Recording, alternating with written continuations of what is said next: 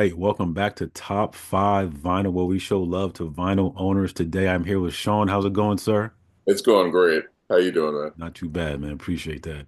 And you have a nice backdrop behind you. Can you tell the people where you're located right now? Yeah, so this is my record store. I think that's Chapel right over there. Hmm, But I am located in Phoenixville, Pennsylvania, about half hour outside of Philly, 28 South Main Street, and right next to a really popular ice cream place that's closed right now. But yeah, Forever Changes Records is the name of the store, and I'm named after, of course, the 1967 album by the group Love, fronted by the great Arthur Lee. And there's reasons for that, which we can do ah, it later. okay. Website, Instagram? Instagram forever.changes, Facebook forever changes, and website foreverchangesrecords.com. And I'm Beautiful. also on Blue Sky, Forever Changes. Nice. Okay. Anything else going on you want to let the people know out there? We have a lot happening here. So I am the only black-owned record store in the state of Pennsylvania, Hmm, which that doesn't exactly bring me pride. I wish we had more of us out there, but and for that reason, I try to make this place a safe place and a welcoming place to everyone, especially marginalized communities. So like next week starts Black History Month, and it's going to be the blackest Black History Month of all time here. But we have a couple things real quick. okay.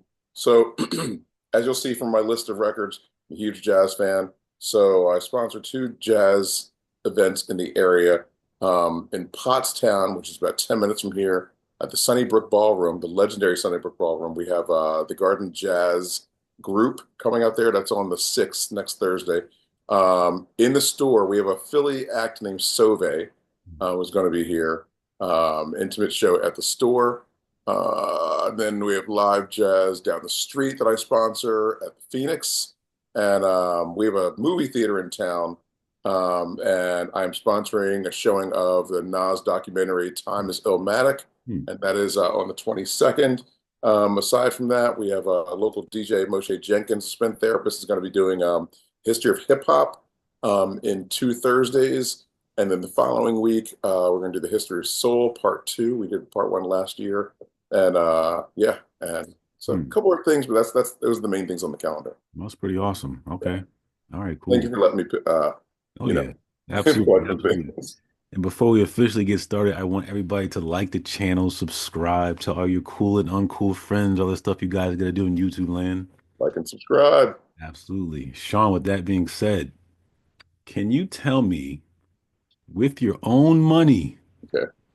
what is the first vinyl record that you ever bought? Oh, yes. Okay. So this is tough because we were just talking, and my family, we owned record stores in West Philly. So a lot of stuff I didn't pay for. But in my preteens, even though, so real quick, I have to explain this because whatever. Um, so in my household, my dad, the owner of King James Records, James Stevens, huge jazz, blues, soul guy. That was his thing. Loved Ray Charles, all the Philly International groups. They were friends of ours, actually. My mom, on the other hand, she liked rock and roll. And so at the same time, I grew up with Santana, the early Chicago Transit Authority, um, um, Clapton, and the Rolling Stones and Bowie. Those were her groups. And so I grew up with some really great music in our household. And at the same time, my four older siblings, my oldest brother was really, really early on the Prince. He was into like the first album For You and second album and Dirty Mind. My sisters were big like Springsteen, Hall and Oates kind of thing. So a lot of great music in my household. I hit my preteens, and on Dick Clark, I saw the group Devo, Mm, and they did Whip It, mm, and it blew my mind. I'm like, mm. I need this record, and my dad's like, I'm not, you ain't buying that from me.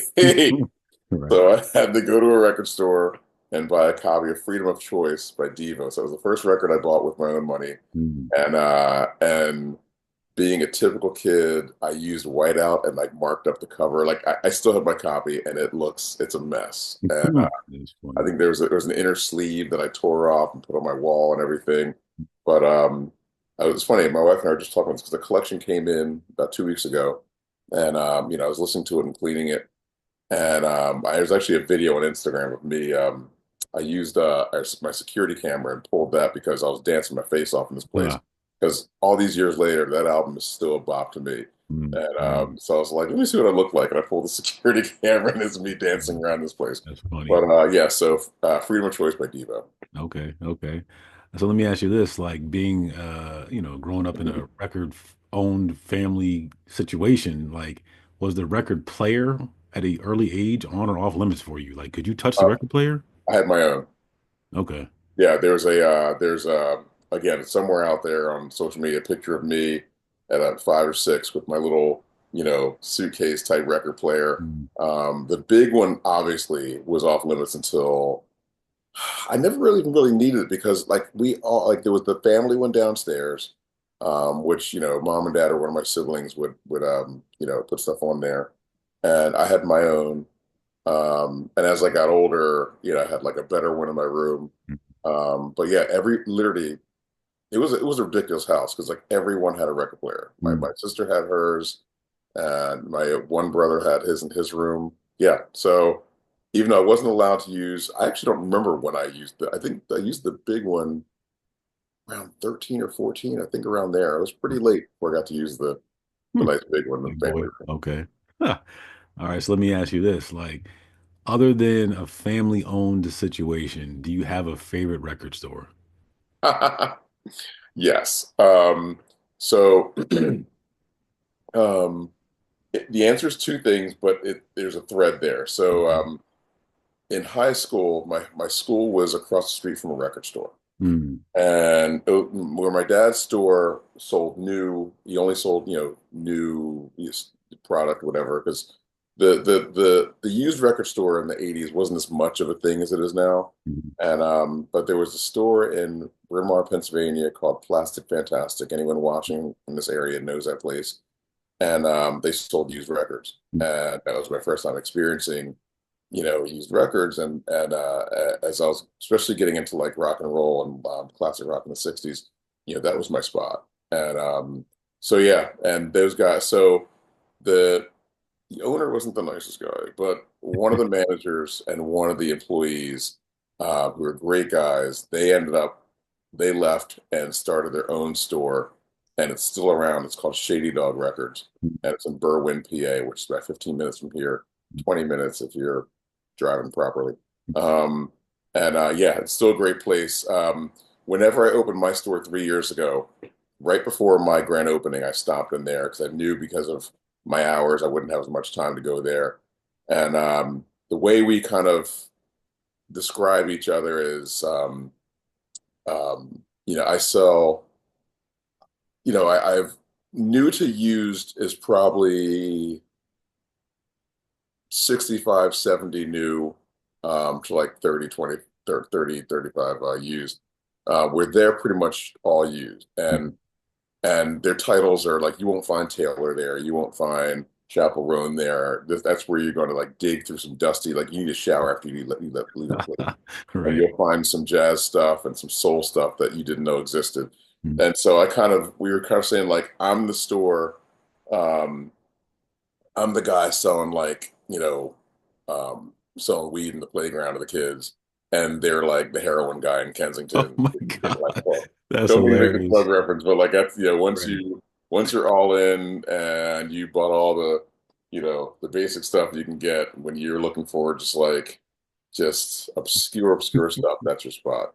So yeah, Okay. so originally That's plastic funny. and now Right. Shady Dog. Yep.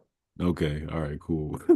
All right. So that's funny. So for personal use, not drug related, personal use, on a trip to the record store, not family owned, can you think of how many pieces of vinyl that you walked out with at one time? The most, I should say. See, it's tough because it's funny because like my customers leave here with like an armful of records, Mm. and I'm a cheap MFer, man. I the, At the most, oh, okay. All right. So we have to the exception was record store day. Okay. Record store day, I do lose my mind because I have to. Hmm. But just on a regular trip, probably no more than two. Okay. Yeah. Okay.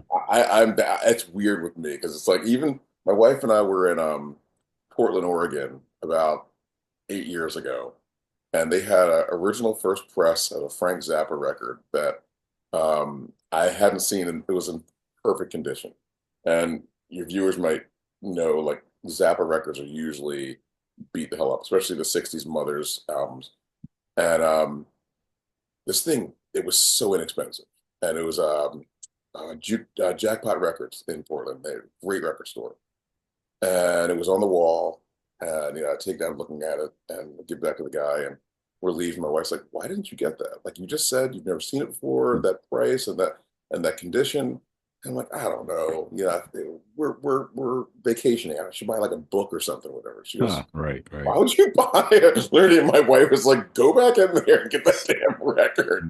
Hmm. And Hmm. so yeah, so I for someone who loves records and music and owns a record store, I am weirdly frugal. There are limitations. I get it. Yeah. I get it. And also, I'm old enough to have been in the days where you can dig through, a crate. There used to be a record show in a town about 5 minutes from here, 6 minutes, whatever, on Thanksgiving weekend. It's still around, but it's not the same. And I don't know the circumstances of some of these guys that were there, but they would just bring a box and put like $1, $2 in the box, and you're flipping through, and oh my gosh, the stuff like I like original Billie Holidays. It's like I'm like, clearly these guys didn't know what they had. They just I think needed a meal, and it's like and those days because of the vinyl resurgence are long gone, and so coming from that perspective of like going to these crate digging things and things are a buck, Hmm. $3. Like I would snub my nose. All right, last one. Again, maybe like 15 years ago, I was at I would like look up in like the local newspapers, like the circulars, like, oh, yard sale kind of thing, and show up. And it was a neighborhood yard sale in town, about 10 minutes from here. And a guy had a crate of records. And I think it was $3 a pop or $5 a pop. And in there was Peter Gabriel So in perfect shape. Um, an album by it was a Yardbirds record Hmm. that is valued about like it was an original, I think Parrot label, probably about $100 record, Hmm.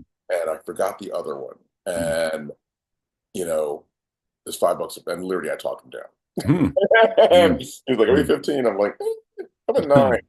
Crazy. And we got in the car with my friend, and they're like, "Didn't you say that?" I'm like, "Yeah." It's like you literally talked him down from $15. I'm like, "Yeah, that's what I Hmm. do." Hmm. So Got the yeah, job so done. yeah. Okay. So All anyway, right. yes, I'm not. I don't have a big stack unless it's record store day. Okay. All right. Cool. Of the five you're about to show, how many of your five have you seen perform live before, if any?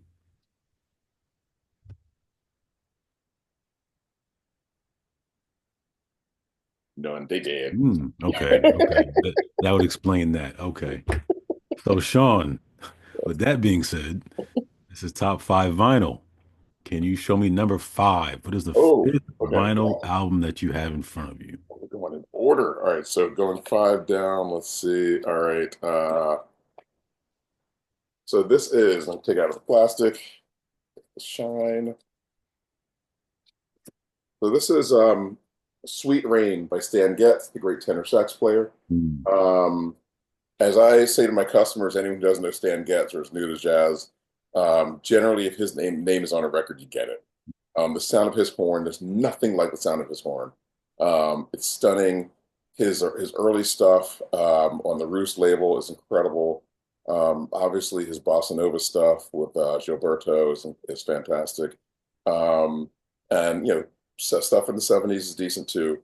But this spot here, this album here from '68, I believe, the band on this is Ron Carter, who at the time was employed by Miles Davis in the Second Quintet, the great jazz drummer Grady Tate, and on piano a very young Chick Corea. And these guys, there are a couple examples of jazz albums in the mid late 60s. Let's say more like, like 65 to like 66, 67, where there were these young cats that were just coming up, like Korea, like Ron Carter, Tony Williams, people like that, um, Pete LaRocca, Steve Swallow, and these young cats that just, had one foot in the avant-garde, could do the classics, and they would do an album with one of the old guys. Stan Getz is from the old days, and another example is that Miles' second quintet. Miles is in his, I think, mid 40s, and Tony Williams was maybe 19. Actually, I think he was 17 or 18 when he joined the band. Ron was young, Ron Carter. Wayne Shorter was probably in his 30s, maybe late 20s. But in any case, and these guys were pushing these older dudes to just like out of their comfort zone. Another quick example is Art Farmer has a couple recordings with LaRocca, Steve Swallow. I'm forgetting the other person, but specific album I'm thinking of is "Sing Me Softly," the blues, I think it's called. And man, they're just pushing Farmer so far out of his comfort zone, and that's this here. We still gets his gorgeous horn, but man, Ron Carter and Grady Tate and Korea are just these young cats, just like pushing him to do some really interesting things. So that is number five. Cool. So that's your number five. Let's go ahead and take a look at your number four. All right. The classic, Mm, classic avant-garde "Out to Lunch" by the great, great Eric Dolphy. mm, This is actually Eric Dolphy died very young, and this album is actually posthumous. I think it came out a couple of months after he passed away. And it's one of those things that's a shame because for all the recordings he made, um, he was never really allowed to fully explore, the full spectrum of what he can do as a composer. And this album here is man, it's incredible. And just to think of what would have been a follow-up, what he would have done after this, um, you know, how he would have changed jazz. Because he would have like the jazz would not be what we know today if mm. Dolphy had lived. Excuse me. And the lineup on here, classic Blue Note lineup. Freddie Hubbard on trumpet, um, Hutcherson on vibes, Richard Davis on bass, and the great Tony Williams on drums. And my my one story with this album, it's hysterical, and I mean this lovingly because my wife is a musician. She's a brilliant musician, multi instrumentalist. Um, but when we were first dating, and I had our situation was I got home from work before she did at the time, and I'm making dinner, and I've got this album just cranked. And there's a certain point where Hutcherson is doing something. He's hitting something on the vibes that just sounds like two pieces of metal hitting each other. Like it is not the most tuneful sound. And she happens to walk in the house right when this is happening. And as she walks across the floor, the needle jumps on the record. Mm. And I run from the kitchen like, oh, and I had to bring the needle back to where it was. And she's like, wait, you need to hear that again. Mhm. Like Right, right. you that needs to be. And we both love telling a story because it's just, I'm a little obsessive with my music, and that's just a perfect example of like I can't. It's got to be exactly as I it was get it. when it was recorded. But That's really funny. not. Okay. All Uh, right, cool. So that's your number four.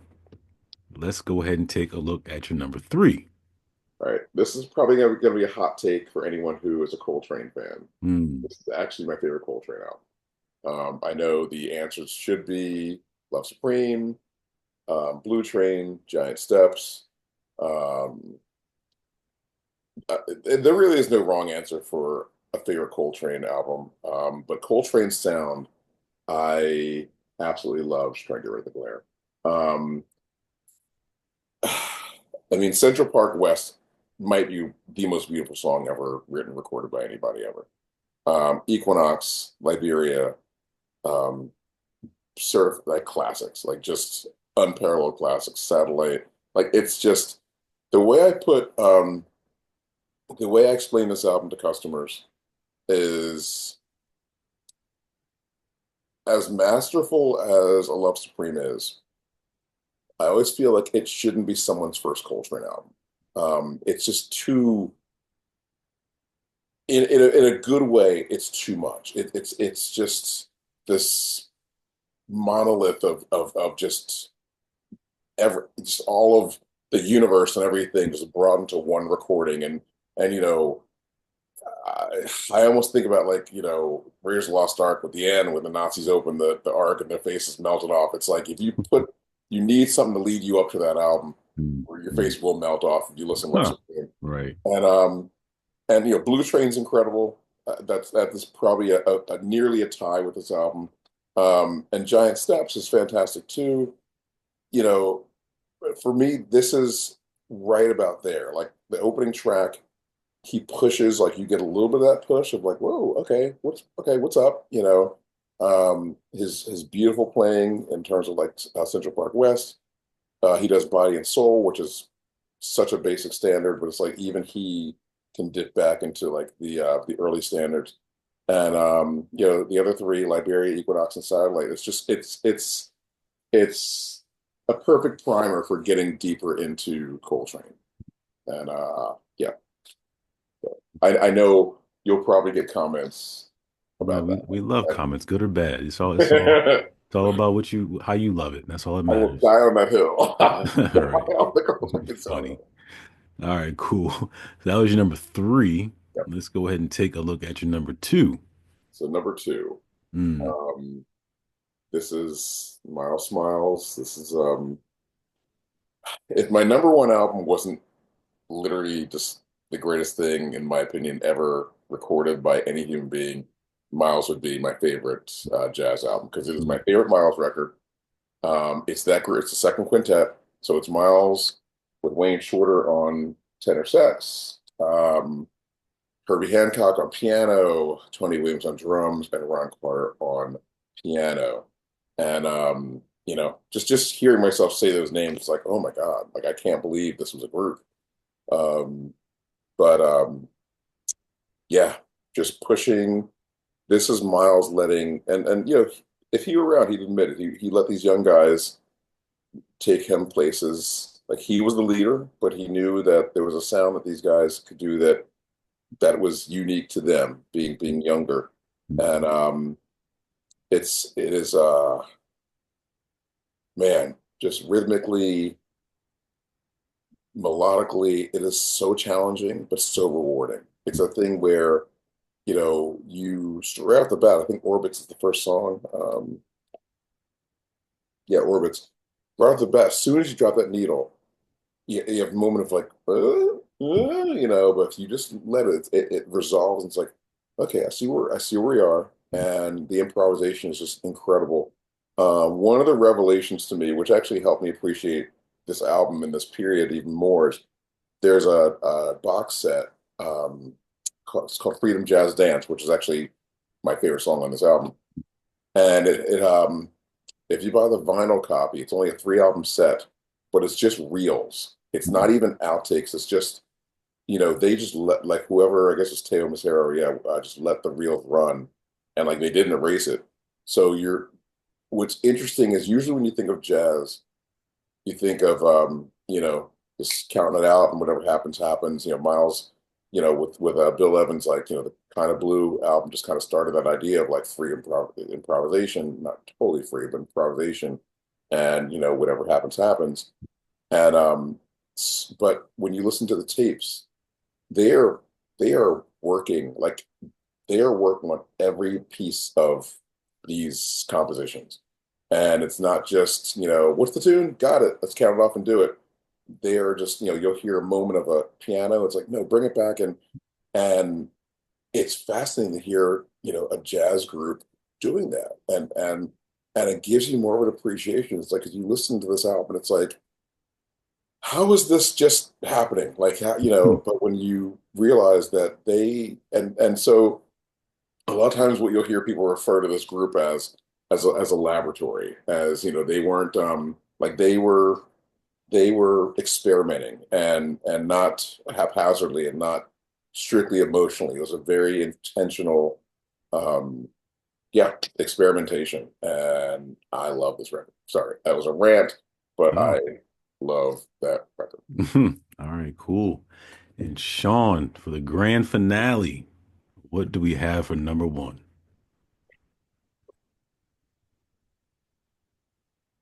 Ornette Funny. Coleman's The Shape of Jazz to Come. Mm. This is, I think most people would conclude that this is the first the first strike in the avant-garde movement. Um, is the album that, this album was a very controversial record when it came out, and possibly still now. Um, and it is.